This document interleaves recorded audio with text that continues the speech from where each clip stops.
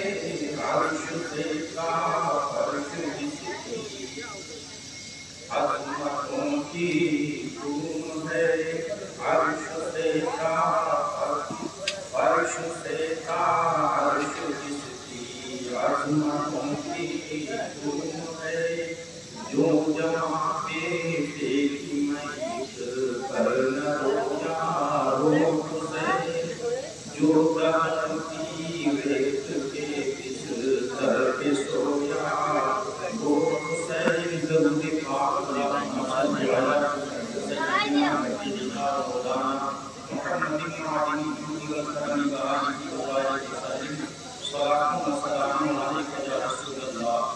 इंसान के लिए यहाँ पर मरना या शहीद होना मुकद्दर होता है। मिन जान की जान ऐसे हालात को असबाब पैदा होते हैं कि हजार रुकावटों के बावजूद इंसान आखिरी वक्त में उसी जगह पर जाने के लिए मजबूर हो जाता है। सैयद शुहदा हज़रत इमाम हुसैन रज़ियल्लाहु ताला अन्हु जिनका करबला में शहीद होना अज़म में मुकद्दर हो चुका था, उनके लिए ऐसे हालात पैदा हुए कि अब करबला की तरफ जाना उनका ज़रूरी हो गया। हज़रत मुस्लिम बिन अकील रज़ियल्लाहु ताला अन्हु के साथ आने के बाद इमाम आली मकाम को कुफियों की दरख्वास्त कबूल करने में कोई माकूल उज़्र बाकी न रहा तो आप इराक जाने के लिए तैयार हो गए और सफर के असबाब दुरुस्त होने लगे। जब मक्का वालों को आपकी तैयारी का इल्म हुआ तो उन्होंने आपका इराक की तरफ जाना पसंद न किया।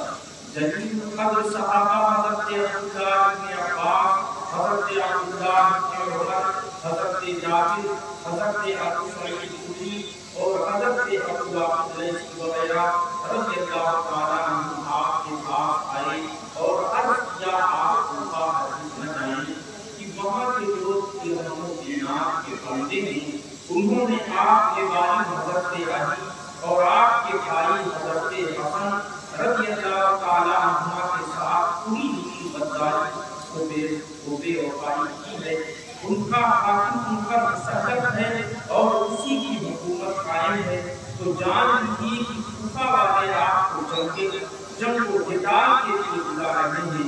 हमें अंदेशा है कि वो लोग आपको धोखा देंगे, छुड़ाएंगे और आपको बेयाद मददगार छोड़ देंगे, बल्कि हुकूमत वक्त से मिलकर आप पर हमला करेंगे और बुलाने वाले के सबसे बड़े आपके दुश्मन साबित होंगे। हज़रत इमाम ने फरमाया कि खुदा से खैर का तारीफ देखिए क्या होता है। और हज़रत अब्दुल्लाह बिन ज़ुबैर रज़ियल्लाहु ताला अन्हुमा ने जब आपसे सफ़र इराक को मुलतवी करने के लिए कहा तो आपने फरमाया मैंने अपने वालिद गिरामी हज़रत अली रज़ियल्लाहु ताला अन्हु से हदीस सुनी है कि एक मेढा मक्का मुअज़्ज़मा की हुर्मत को हलाल कर देगा तो मैं वो मेढा नहीं बनना चाहता।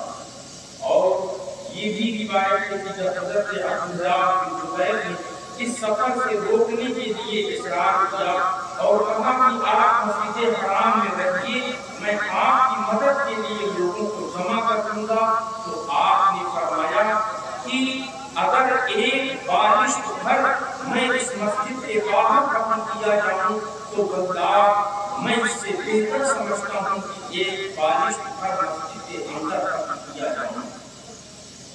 बखुदा अगर मैं अशरातुल अर्द यानी कीड़े मकोड़ों के किसी सुराख में भी जा चुकूंगा तो लोग मुझे वहां से भी निकाल लेंगे और जो सुलूक मेरे साथ करना चाहते हैं करेंगे। गर्ज की बड़े बड़े सहाबाए किराम आपको इस सफर से रोकने के लिए बहुत इसरार करते रहे और आखिर तक यही कोशिश करते रहे कि आप मक्का मुअज़्ज़मा से तशरीफ न ले जाएं, मगर उनकी कोशिशें कारआमद न हुई। यहाँ तक कि इमाम आली मकाम 3 ज़िलहिज्जा सन 60 हिजरी को अपने अरबे बैत और मवालिद कुल 82 नुफूस कुदसिया के साथ मक्का शरीफ से इराक के लिए रवाना हो गए। बात असल में ये थी कि आपको गिरफ्तार होने का अंदेशा था और ये राज उस वक्त खुला जब फर्ज तक शायद से आपकी रास्ते में मुलाकात हुई और उसने पूछा कि फरमाते रसूल हज के दिन बिल्कुल करीब आ गए, इतनी जल्दी आपने किस लिए फरमाई कि हज बिना हो सका। इमाम ने जवाब दिया कि अगर मैं इतनी जल्दी न करता तो वही गिरफ्तार कर दिया जाता। हज़रत इमाम आली मकाम के इस जवाब से मालूम हो गया कि अंजाम हज करीब हो जाने के बावजूद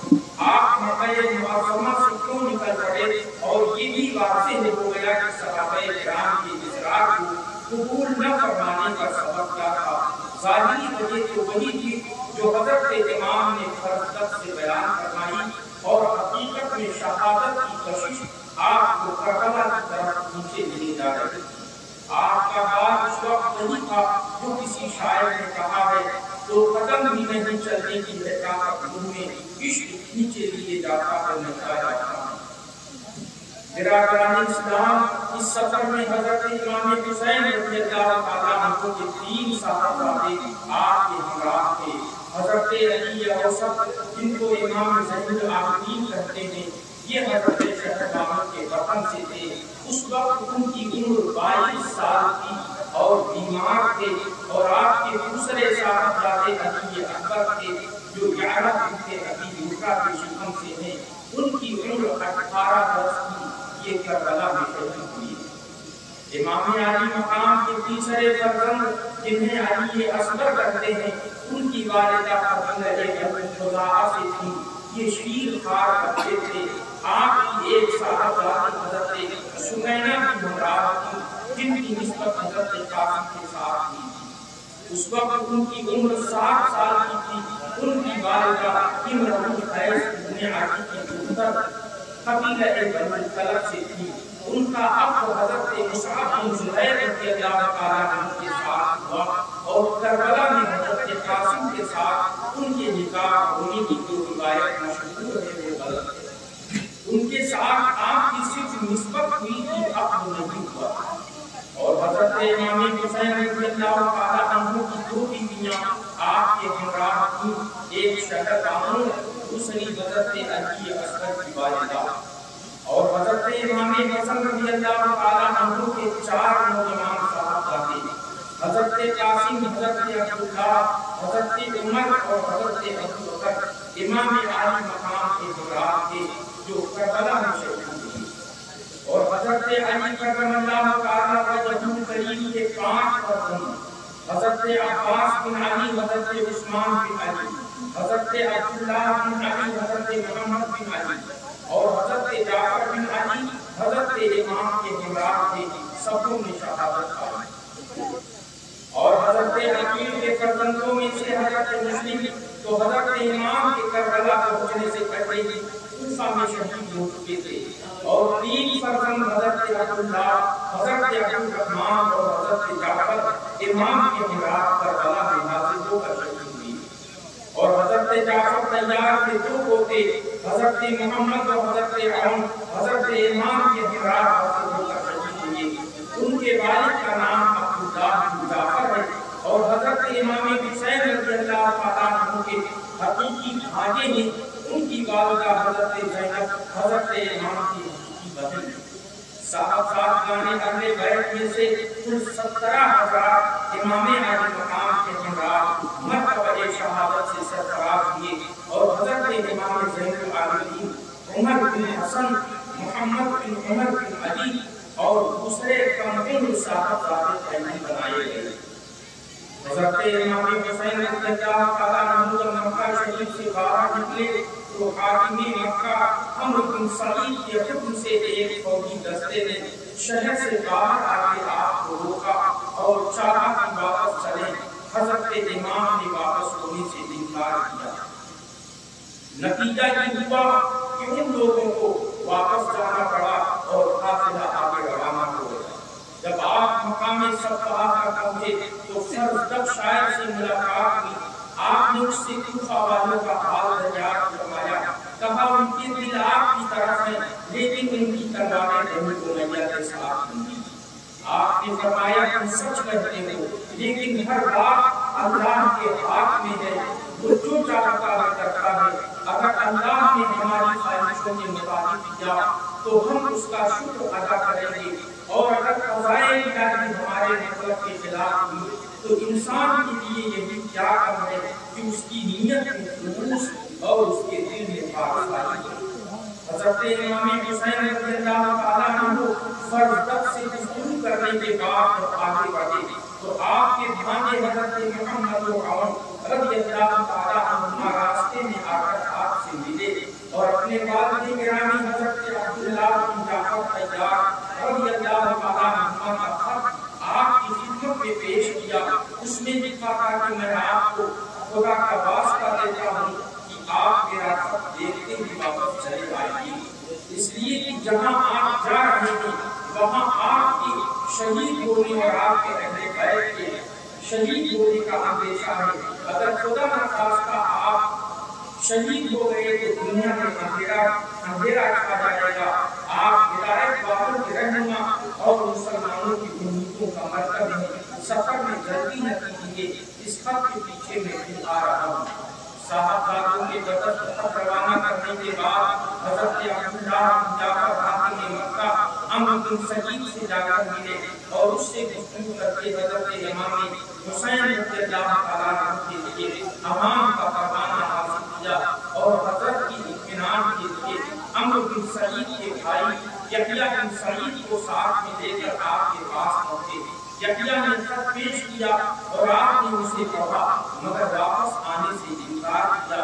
ان لوگوں نے کہا آخر کیا بات ہے، آپ عراق جانے پر اس قدر بضد کیوں ہیں؟ حضرت امام عالی مقام نے فرمایا میں نے رسول اللہ صلی اللہ علیہ وسلم کی خواب میں زیارت کی ہے، آپ نے اس خواب میں جو مجھے حکم فرمایا ہے میں اسے ضرور پورا کروں گا چاہے اس میں ہمارا نقصان بھی نہ پائے گا۔ ان لوگوں نے کہا وہ خواب کیا ہے؟ آپ نے فرمایا کہ خواب نہ اب تک میں نے کسی سے بیان کیا اور نہ بیان کروں گا یہاں تک کہ اپنے خدا سے جانوں۔ چھوٹ جائے اگر دولت کونین کو کیا غم، چھوٹے نہ مگر ہاتھ سے دامن محمد صلی اللہ تعالی علیہ وسلم۔ امام عالی مقام نے عمرو بن سعید کی تحریر کا جواب دے کر ان کے سپرد کیا۔ حضرت عبداللہ مجبوریوں کے سبب اس سفر میں آپ کے ساتھ نہیں جا سکتے تھے، انہوں نے اپنے صاحبزادگان اور محمد کو آپ کے ساتھ رہنے کی ہدایت کی اور واپس ہو گئے۔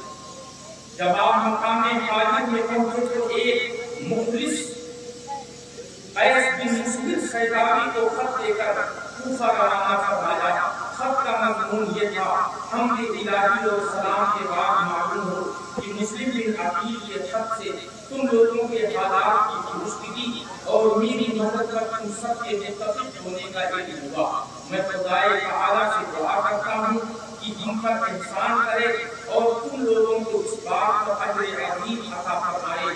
میں مکہ معظمہ سے روانہ ہو چکا ہوں، جب میرا خط پہنچے تو اپنا انتظام تم لوگ جلدی درست کر لینا، اس لیے کہ میں چاند ہی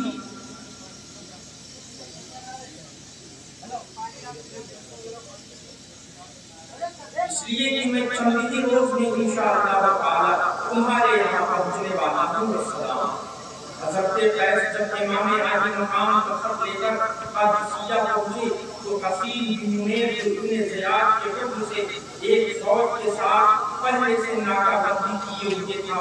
اس نے قیس کو گرفتار کر کے ابن زیاد کے پاس کوفہ بھیج دیا۔ ابن زیاد نے کہا اگر تم اپنی جان بچانا چاہتے ہو تو گورنر ہاؤس کی چھت پر چڑھ کر حسین بن علی کے خلاف تقریر کرو اور ان کو برا بھلا کہو۔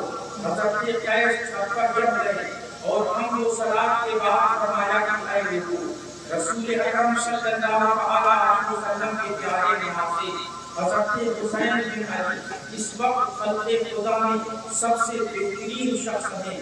میں انہی کا بھیجا ہوا تم لوگوں کے پاس آیا ہوں۔ تمہارا فرض ہے کہ ان کی مدد کے لیے قدم آگے بڑھاؤ اور ان کی آواز پر لبیک کہو۔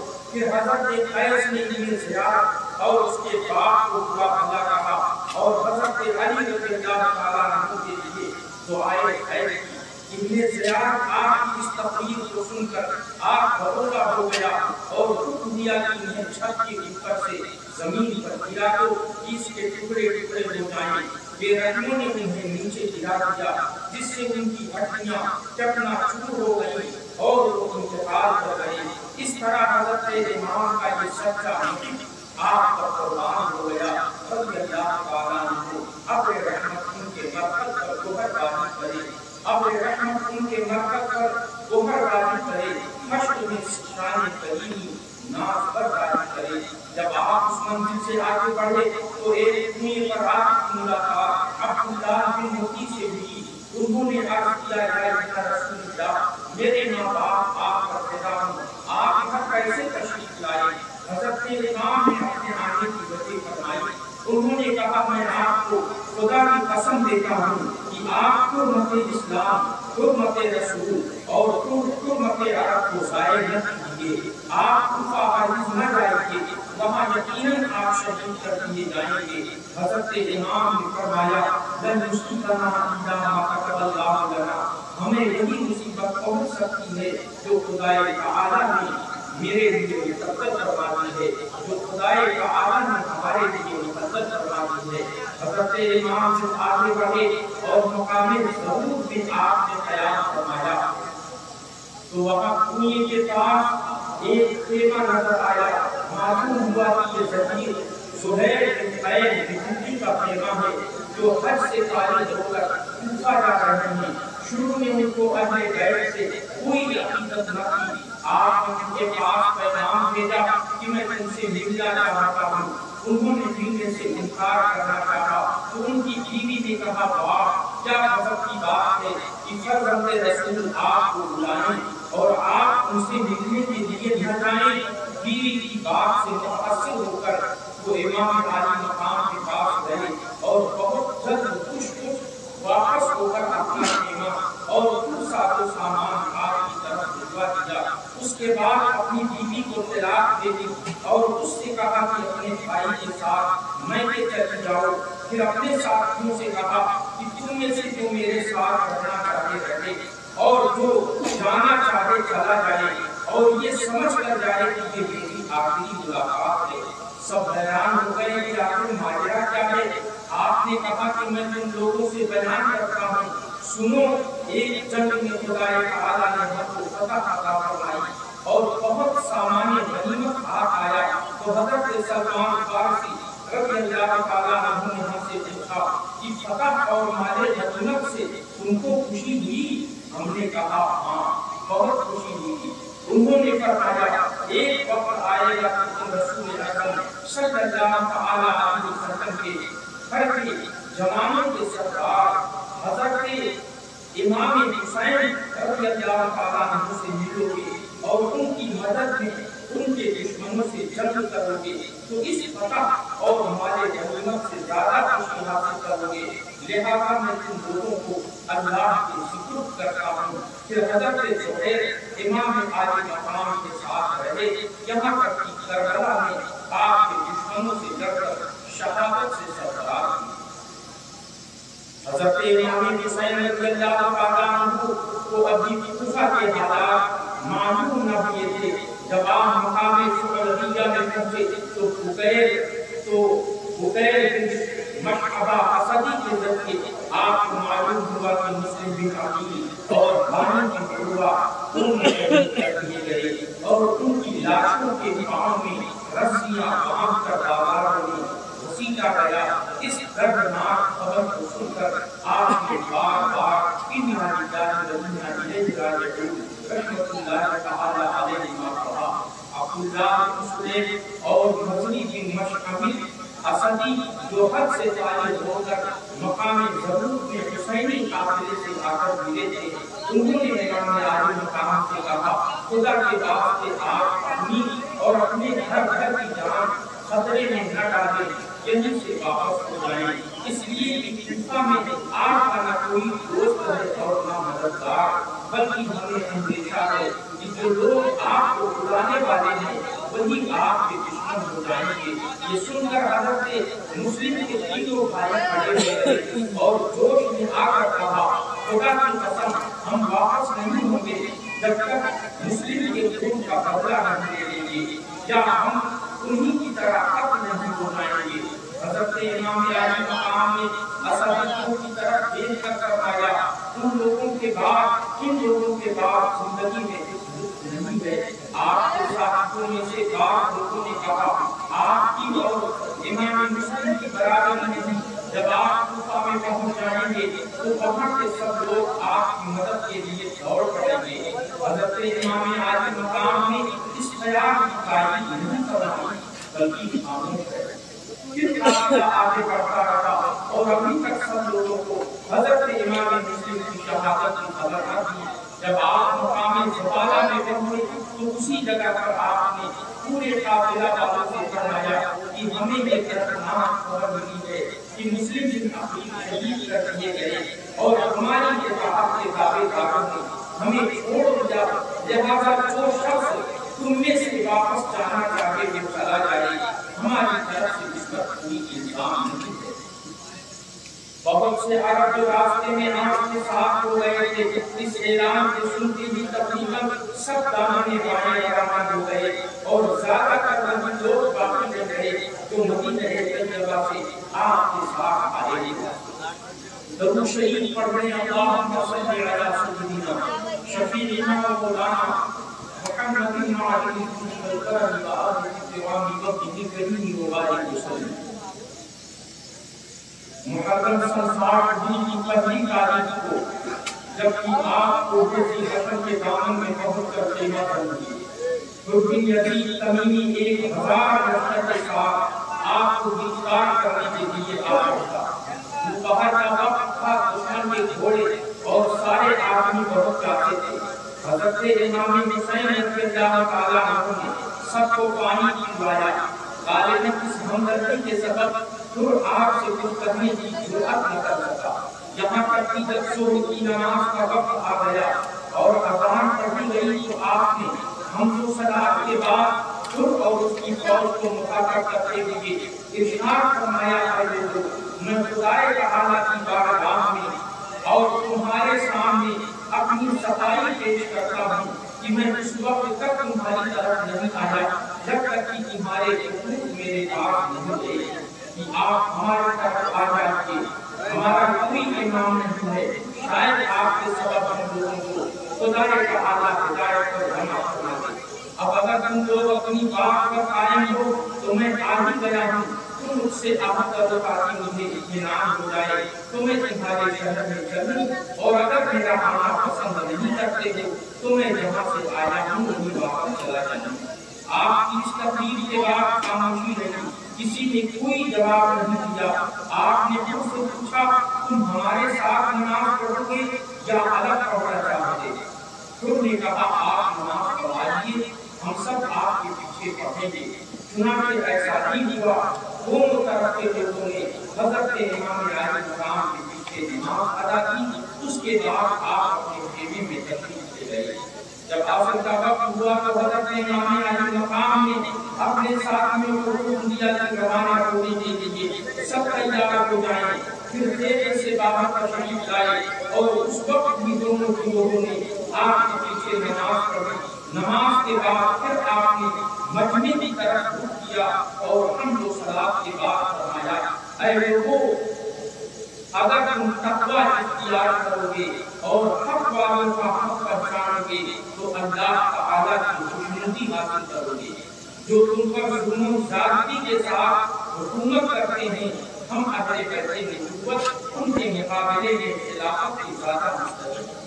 لیکن اگر تم لوگ ہم کو نہیں پسند کرتے ہو اور ہمارے حق کو نہیں پہچانتے ہو اور تمہاری رائے اس کے خلاف ہو گئی جو تمہارے حقوق سے ظاہر ہے تو میں واپس چلا جاؤں۔ تم نے کہا، خدا، ہمیں نہیں معلوم کہ وہ حقوق کیسے ہیں جن کا آپ ذکر کروا رہے ہیں۔ آپ نے حقوق کے تھیلے کو منگا کر سب کے سامنے الٹ دیا۔ تم نے کہا، ہم ان لوگوں میں سے نہیں ہیں جنہوں نے آپ کو یہ حق دیتے ہیں۔ ہم کو تو یہ حکم دیا گیا ہے کہ جہاں بھی آپ مل جائیں ہم آپ کا ساتھ نہ چھوڑیں، یہاں تک کہ ابن زیاد کے پاس پہنچا دیں۔ آپ نے فرمایا، اس مطلب کے حاصل کرنے سے تیرے لیے مر جانا زیادہ آسان ہے۔ پھر آپ نے اپنے ساتھیوں کو سوار ہو کر لوٹنے کا حکم دیا۔ خود نے واپس ہونے سے روکا۔ آپ نے فرمایا، تیری ماں اس پر روئے، آخر تیرا مطلب کیا ہے؟ خود نے کہا، خدا کی قسم، اگر آپ کے علاوہ کوئی دوسرا عرب یہ بات کرتا تو میں اس کی ماں کو بھی ایسا ہی کرتا، لیکن آپ کی والدہ ماجدہ کا ذکر میں بھلائی کے ساتھ ہی کروں گا۔ امام نے فرمایا، کیا چاہتا ہے؟ اس نے کہا، میں آپ کو ابن زیاد کے پاس لے جانا چاہتا ہوں۔ آپ نے فرمایا، خدا کی قسم یہ نہیں ہوگا۔ اس نے کہا، خدا کی قسم میں بھی آپ کو نہیں چھوڑوں گا۔ اسی طرح تکرار ہوتی رہی۔ آخر میں خود نے کہا مجھے آپ سے لڑنے کا حکم نہیں دیا گیا ہے، مجھے تو صرف یہ حکم ہے کہ میں آپ کے ساتھ ساتھ رہوں یہاں تک کہ آپ کوفہ پہنچ جائیں۔ اگر آپ کوفہ جانے سے انکار کرتے ہیں تو جب تک یہ ابن زیاد کی رائے میں معلوم کر دوں آپ ایسا راستہ اختیار کریں جو نہ کوفہ کی طرف جاتا ہو اور نہ مدینہ کی طرف۔ آپ کو اس کی یہ بات معقول معلوم ہوئی اور آپ قادسیہ اور عزیر کی راہ سے بائیں مڑ کر چلنے لگے، ساتھ ساتھ خود بھی چلتا رہا۔ جب امام عالی مقام کا قافلہ قصر ذی المقاتل پہنچا تو آپ نے منہ بیان فرمایا، تھوڑی دور پر خود بھی ٹھہرا۔ آخری رات کے بعد آپ نے ساتھیوں سے فرمایا کہ پانی بھر دو اور چلو۔ ابھی تھوڑی دیر چلے تھے کہ ذرا آنکھ لگ گئی، پھر چونک گئے اور 3 بار فرمایا اِنَّا لِلَّهِ وَإِنَّا إِلَيْهِ رَاجِعُونَ وَالْحَمْدُ لِلَّهِ رَبِّ الْعَالَمِينَ۔ یہ سن کر آپ کے صحابہ حضرت امام زین العابدین رضی اللہ تعالیٰ عنہ آپ کے قریب آئے اور عرض کیا ابا جان اس وقت یہ کلمات زبان پر کیسے جاری کیے؟ فرمایا ابھی میری آنکھ لگ رہی تھی کہ میں نے دیکھا ایک سوار کر رہا ہے کہ یہ لوگ راستے پر چل رہے ہیں اور موت ان کی طرف بڑھ رہی ہے۔ میں سمجھتا ہوں کہ اس طرح ہم کو موت کی اطلاع دی گئی ہے۔ صاحبزادے نے کہا خدائے تعالیٰ آپ کو ہر بلا سے محفوظ رکھے، کیا ہم اپر نہیں ہیں؟ آپ نے فرمایا اس خدائے ذوالجلال کی قسم جس کی طرف سب کو لوٹ کر جانا ہے ہم حق پر ہیں۔ صاحبزادے نے کہا جب ہم حق پر ہیں تو ایسی موت کی ہمیں کوئی پرواہ نہیں۔ آپ نے فرمایا خدائے تعالیٰ تمہیں وہ فضائل خیر عطا فرمائے جو کسی بیٹے کو اس کی باپ کی طرف سے مل سکتی ہو۔ درود شریف کا ذکر کریں، اللہم صل علی سیدنا شفیعنا و مولانا محمد وعلی آلہ والکرم وآلہ الکرام المنتظرین والسلام علیکم یا رسول اللہ۔ جب آپ کا قافلہ نینوا میں پہنچا تو کوفہ کی طرف سے ایک سوار آتا دکھائی دیا، سب ٹھہر کر اس کا انتظار کرنے لگے۔ وہ آیا تو امام عالی مقام کی طرف متوجہ نہیں ہوا، خود کو سلام کیا اور اس کو ابن زیاد کا خط دیا جس میں لکھا تھا کہ حسین کو آگے بڑھنے سے روکو اور انہیں چٹیل میدان میں اترنے پر مجبور کرو جہاں کوئی پناہ کی جگہ نہ ہو اور نہ پانی ہو۔ میں نے قاصد کو حکم دیا ہے کہ وہ تمہارے ساتھ رہے تاکہ تمہاری کارگزاری کی ہمیں اطلاع دے اور تم سے الگ نہ ہو جب تک کہ ہمارے حکم پر عمل نہ ہو جائے۔ سنی امام اور ان کے ساتھیوں کے خط کے مضمون سے مطلع کیا۔ حضرت امام عالی مقام نے فرمایا اچھا ہم کو ذرا آگے بڑھ کر سامنے والے جان قاسمیہ یا شفیدہ میں بیٹھنے کے تو نے کہا ہمیں تو چٹیل میدان میں ٹھہرانے کا حکم دیا گیا ہے۔ کیونکہ اس جواب پر حضرت امام کے ساتھیوں میں جوش پیدا ہو گیا۔ حضرت زہیر بن خیر نے کہا یا رسول اللہ ان سے جنگ کر دینا ہمارے لیے آسان ہے بنسبت ان لوگوں کے ان کے بعد آئیں گے اس لیے کہ وہ اتنے ہوں گے کہ ہم کو ان سے مقابلے کی طاقت نہ ہوگی۔ مگر حضرت امام عالی مقام نے فرمایا ہم اپنی طرف سے جنگ کی ابتدا نہیں کریں گے۔ پھر آپ نے خود سے فرمایا اچھا اس سے چلنے دو، خود خاموش رہا اور آپ بائیں طرف چل پڑے۔ ابھی آپ تھوڑا سا چلے تھے کہ پھر کے سپاہیوں نے آ کر روک دیا اور کہا بس یہیں اتر پڑیے، خوراک یہاں سے دور نہیں ہے۔ آپ نے پوچھا اس جگہ کا نام کیا ہے؟ لوگوں نے کہا اس کا نام کربلا ہے۔ اس لفظ کو سنتے ہی آپ تھوڑے سے اتر پڑے اور فرمایا ہاذہ کربلا موضع القذف والبلا ھذا مناط مناط رکابنا ومحط رحالنا ومقتل رجالنا۔ یہ کربلا ہے جو مقام کربلا ہے، یہی ہمارے جوتوں کے بیٹھنے کی جگہ ہے، یہی ہمارے مال و اسباب گزریں گے اور اسی مقام پر ہمارے ساتھی قتل کیے جائیں گے۔ یہ محرم سن 61 ہجری کی دوسری تاریخ پنج شنبہ یعنی جمعرات کا دن تھا جب انہوں نے حضرت امام حسین رضی اللہ تعالیٰ عنہ کو کربلا میں اترنے پر مجبور کر دیا تو اس نے ابن زیاد کو اس بات کی اطلاع دی۔ یہ وہ وقت تھا جب ایران میں بغاوت ہو رہی تھی، جس کو فیرو کرنے کے لیے عمرو بن سعد کو 4000 فوج کا سردار بنایا گیا تھا اور غیر کی حکومت کا فرمانہ لے کر دیا گیا تھا۔ ابن سعد اپنی فوج کے ساتھ نکل کر ابھی تھوڑی ہی دور پہنچا تھا کہ ابن زیاد نے اسے واپس بلا کر حکم دیا کہ بحر حسین کی مہم سر کرو، اس کے بعد ایران کی طرف روانہ ہو۔ عمرو حضرت سعد بن ابی وقاص رضی اللہ تعالیٰ عنہ جو صحابی رسول اور عشرہ مبشرہ میں سے ہیں، ان کا بیٹا تھا۔ وہ نواسہ رسول حضرت امام حسین رضی اللہ تعالیٰ عنہ کی فضیلت سے خوب واقف تھا، اس لیے اس نے ابن زیاد سے کہا کہ مجھے اس امر کے لیے نہ بھیجیں۔ ابن زیاد نے کہا اگر حسین کے مقابلے کے لیے نہیں جاتے ہو تو رہ کی حکومت سے دستبردار ہو جاؤ، یعنی رہ کی حکومت سے اپنا ہاتھ اٹھا لو۔ ابن سعد نے اس معاملے پر غور کرنے کے لیے ایک دن کی مہلت دی، پھر آخر دنیاوی حکومت کی لالچ میں آ کر امام عالی مقام سے مقابلے کے لیے تیار ہو گیا اور وہی 4000 کی فوج جو ملک ایران جانے کے لیے تیار تھی انہیں ساتھ لے کر تیسری محرم کو کربلا میں پہنچ گیا اور پھر برابر کمک پہنچتی رہی، یہاں تک کہ ابن سعد کے پاس 22,000 کا لشکر جمع ہو گیا۔ اتنی حیرت کی بات ہے کہ حضرت امام علیہ السلام کے ساتھ 82 آدمی ہیں جن میں بیویاں اور بچے بھی ہیں اور پھر جنگ کے ارادے سے بھی نہیں آئے تھے، اس لیے لڑائی کے سامان بھی نہیں رکھتے تھے، مگر اہل بیت میں نبوت کی شجاعت اور بہادری کا ابن زیاد کے دل پر اتنا اثر تھا کہ ان کے مقابلے کے لیے 22,000 کا لشکر تیار پیش کیا۔ دگنی چوگنی دسگنی تو کیا 100 تعداد کو بھی کافی نہیں سمجھا۔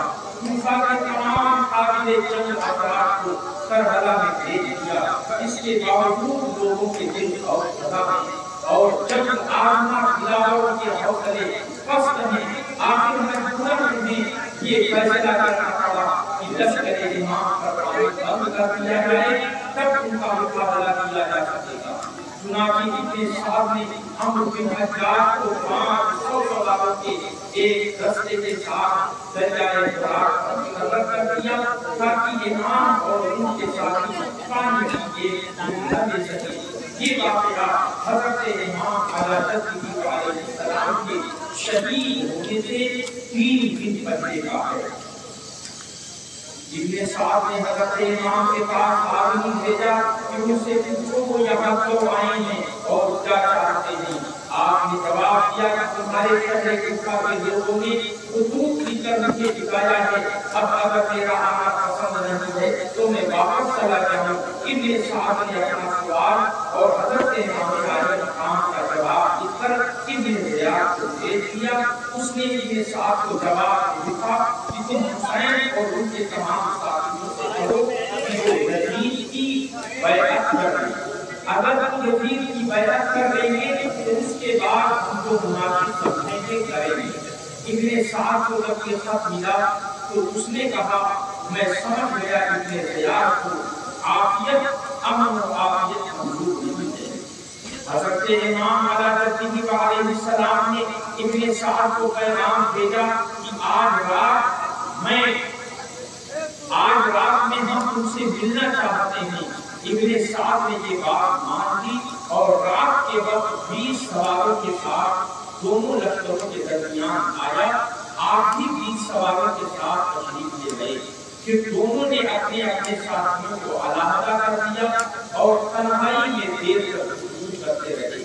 آخر میں حضرت امام نے فرمایا کہ میں 3 باتیں پیش کرتا ہوں، ان میں سے تم جسے چاہو میرے لیے منظور کر دو۔ پہلی بات یہ کہ جہاں سے میں آیا ہوں وہیں مجھے واپس چلے جانے دو۔ دوسری بات یہ کہ مجھے کسی سرحدی مقام پر لے چلو، میں وہیں رہ کر وقت گزار دوں گا۔ تیسری یہ کہ مجھ کو سیدھا یزید کے پاس دمشق کی طرف جانے دو، اطمینان کے لیے تم بھی میرے پیچھے پیچھے چل سکتے ہو، میں یزید کے پاس جا کر اس سے براہ راست اپنا معاملہ طے کر دوں گا، جیسے کہ میرے بھائی حضرت حسن نے امیر معاویہ سے طے کیا تھا۔ حضرت امام حسین رضی اللہ تعالیٰ عنہ کا رویہ اتنا نرم اور سلجھا ہوا تھا کہ ابن سعد نے اقرار کیا کہ آپ صلح کے راستے پر ہیں، اور اس نے بہت خوش ہو کر ابن زیاد کو لکھا کہ خدائے تعالیٰ نے آگ کا شعلہ بجھا دیا اور اتفاق کی صورت پیدا فرما دی اور امت کے معاملہ کو سلجھا دیا۔ پھر حضرت امام کی پیش کی ہوئی تینوں باتیں تحریر کی اور آخر میں اپنی رائے بھی لکھی کہ اب اختلاف کی کوئی وجہ نہیں ہے اور اب اس معاملہ کو ختم ہو جانا چاہیے۔ ابن زیاد نے خط پڑھ کر کہا کہ یہ تحریر ایسے شخص کی ہے جو اپنے امیر کا خیر خواہ اور اپنی قوم کا شفیق ہے، اچھا میں نے منظور کر دیا۔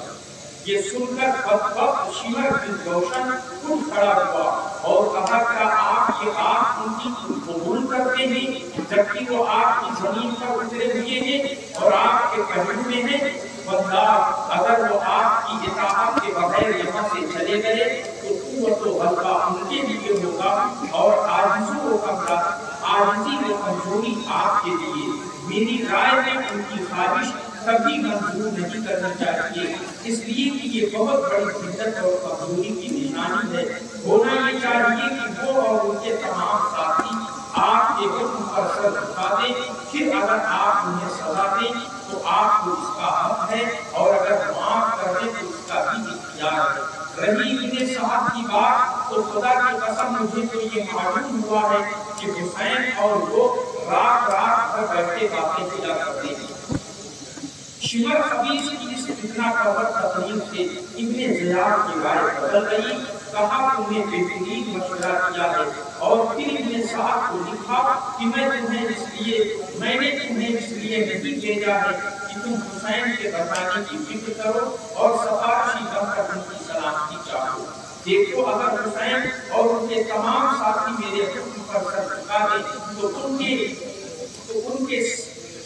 تو انہیں میرے پاس پہنچا دو، اور اگر نہ مانے تو سب کے سر کاٹ کر میرے پاس بھیج دو، اور حسین کی لاش پر گھوڑے دوڑا کر پہنچ ڈالو، اس لیے کہ وہ اسی کے مستحق ہیں۔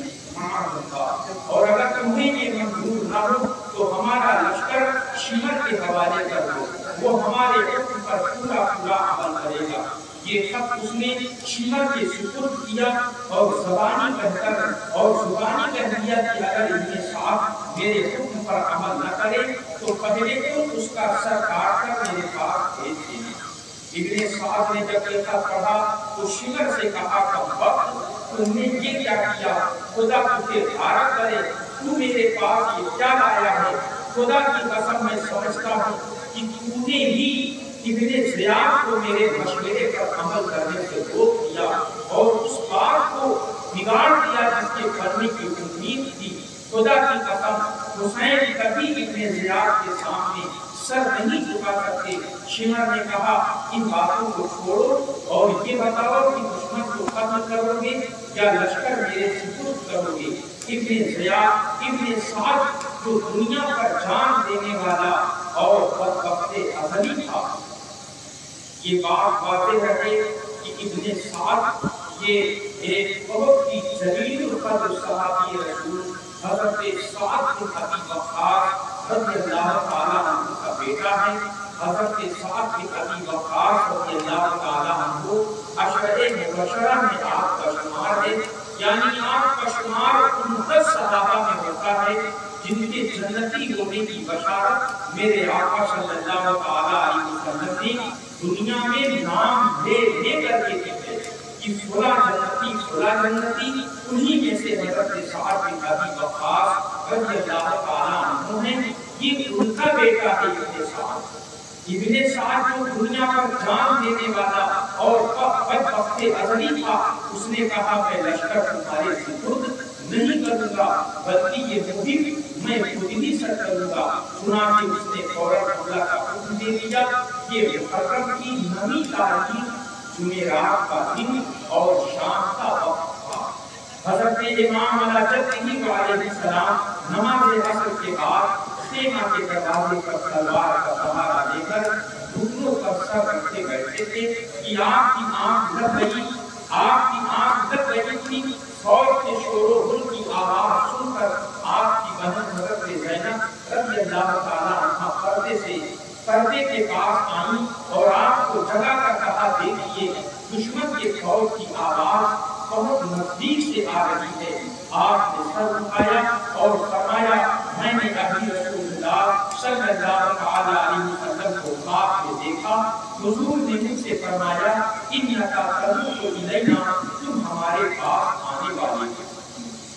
حضرت زینب یہ خواب سن کر بے قرار ہو گئی اور روتے ہوئے کہا، یا ویلتا، ہائے مصیبت۔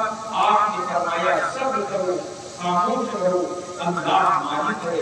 پھر آپ نے حضرت عباس سے فرمایا، پوچھو اس وقت حملے کا سبب کیا ہے۔ حضرت عباس فوج کے سامنے آئے اور پوچھا، جواب ملا، ابن زیاد کا حکم ہے کہ آپ لوگ اس کی اطاعت کریں یا تو لڑنے بھرنے کے لیے تیار ہو جائیں۔ حضرت عباس نے ان کے جواب سے امام عالی مقام کو آگاہ کیا۔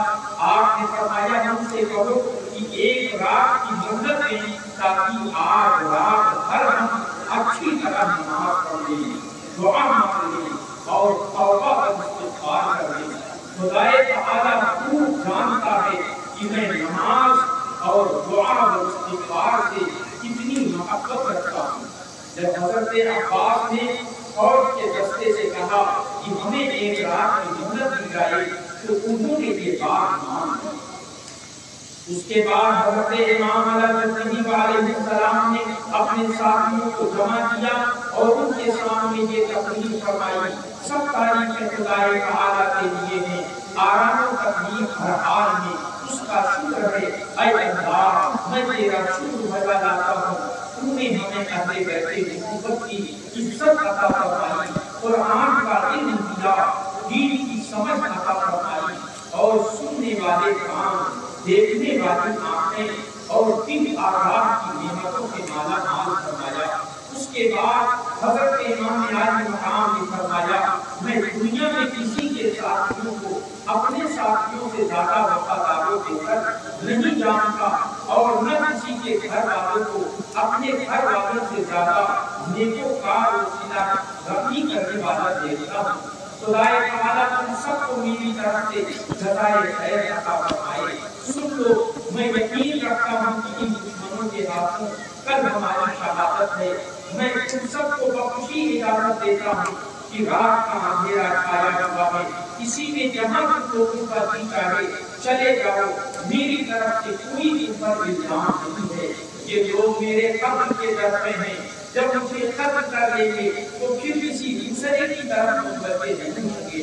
امام عالی مقام کی یہ تقریر سن کر سب سے پہلے حضرت عباس، پھر آپ کے دوسرے بھائی، بیٹے، بھتیجے اور بھانجے سب نے بیٹھ سلام کہا، کیا ہم اس لیے چلے جائیں کہ آپ کے بعد زندہ رہیں؟ خدا ہمیں ایسا برا نہ دکھائے۔ امام نے پکار کر کہا، اے اولاد عقیل، مسلم کا قتل ہونا تمہارے لیے کافی ہے، تم چلے جاؤ، میں اجازت دیتا ہوں۔ ان لوگوں نے کہا، خدا کی قسم، یہ ہم سے ہرگز نہ ہوگا، بلکہ ہم آپ کے ساتھ دشمن سے مقابلہ کریں گے، یہاں تک کہ اپنی جانیں آپ پر قربان کر دیں گے۔ خدائے تعالیٰ ہمیں وہ زندگی نہ دے جو آپ کے پاس ہو۔ حضرت مسلم بن اوسجہ اسدی کھڑے ہوئے اور کہا، ہم آپ کو چھوڑ کر چلے جائیں، یہ ہم سے ہرگز نہیں ہو سکتا۔ خدا کی قسم، میں ان دشمنوں سے نیزے کے ساتھ جنگ کروں گا، یہاں تک کہ میرا نیزہ ان کے سینوں میں ٹوٹ جائے، اور تلوار چلاؤں گا جب تک اس کا قبضہ میرے ہاتھ میں رہ سکے گا۔ خدا کی قسم، اگر میرے پاس ہتھیار نہ ہوں گے تو میں پتھر مار مار کر دشمنوں سے لڑوں گا اور اس طرح میں اپنی جان آپ پر نچھاور کروں گا۔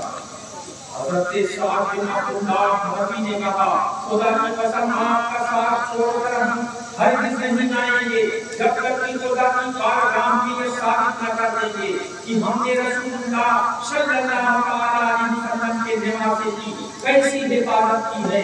خدا کی قسم اگر مجھے یہ معلوم ہو کہ میں قتل ہو جاؤں گا پھر زندہ کیا جاؤں گا اور پھر جیتے جی جلا دیا جاؤں گا اور میری راکھ ہوا میں اڑا دی جائے گی اور میں اسی طرح 70 مرتبہ میرے ساتھ ہوگا پھر بھی میں آپ کا ساتھ نہ چھوڑوں گا. اور یہ تو ایک ہی مرتبہ قتل ہونا ہے, پھر اس کے بعد ہمیشہ کی عزت ہے جو کبھی ختم ہونے والی نہیں. حضرت زہیر بن خیر نے کہا خدا کی قسم میں تو یہ چاہتا ہوں کہ قتل کیا جاؤں پھر زندہ کیا جاؤں اور پھر قتل کیا جاؤں, ایسے ہی میرے ساتھ 1000 مرتبہ ہو, مگر خدا تعالی آپ کو اور آپ کے مہمانوں کو بچا دے. غرض کی اسی طرح آپ کے تمام ساتھیوں نے اپنی اپنی عقیدت اور جانکاری ظاہر کی اور سب کا مطلب یہ تھا کہ یہ ہرگز نہیں ہو سکتا ہے کہ ہم آپ سے جدا ہو جائیں, بلکہ ہم اپنے ہاتھوں, اپنی گردنوں اور اپنی پیشانیوں سے آپ کو بچائیں گے, جہاں تک کہ اپنی جانیں آپ پر قربان کر دیں گے. اس کے بعد آپ اور آپ کے تمام ساتھیوں نے نماز و دعا اور توبہ و استغفار کی ساری رات گزار دی اور اس کے ساتھ خیمے کی پشت پر خندق کھود کر لکڑیاں بھری تاکہ جنگ کے وقت میں آگ لگا دی جائے تو دشمن پیچھے سے حملہ نہ کر سکے. پروردگار عالم جل شانہ ہم سبوں کے دلوں میں اپنے پیسے کی سچی عظمت و محبت عطا فرمائے اور اسی عظمت و محبت کا قائم رکھے, اسی عظمت و محبت کا ہم سبوں کا خاتمہ فرمائے اور کل روز قیامت محبان اہل بیت میں ہم سبوں کا حشر فرمائے.